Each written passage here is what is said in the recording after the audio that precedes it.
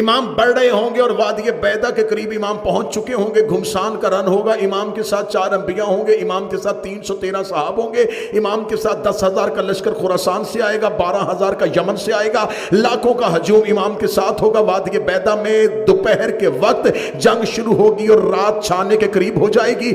ایسے تلواروں کے ساتھ تلواریں اور شعلے آسمان کی طرف جا رہے ہوں گے. یہ ابلیس پہنچے گا اور ابلیس پہنچ کے امام کا رستہ روکے گا. ادھر سے سفیانی کا خروج ہو جائے گا, یمانی کا خروج ہو جائے گا, دجال کا خروج ہو جائے گا. امام جنگ کر رہے ہوں گے. یا پیچھے سے ایک آواز آئے گی, مہدی تلوار نکال میں آ گیا ہوں. لشکر کہے گا مولا یہ کس کی آواز ہے؟ فرمایا حسین کا علمدار عباس آ گیا ہے. حسین کا علمدار عباس آ گیا ہے. حضرت ابوالفضل عباس اپنی تلوار کو نیام سے نکالے ہوئے, اشل پہ سین رکھے ہوئے, عباس آ کے مہدی کے لشکر کا علم اٹھائیں گے. مہدی کے لشکر کا علم اٹھا کے حضرت عباس اس وادی بیدا میں گھمسان کے رن میں یوں سروں کو دڑوں سے جدا کر رہے ہوں گے.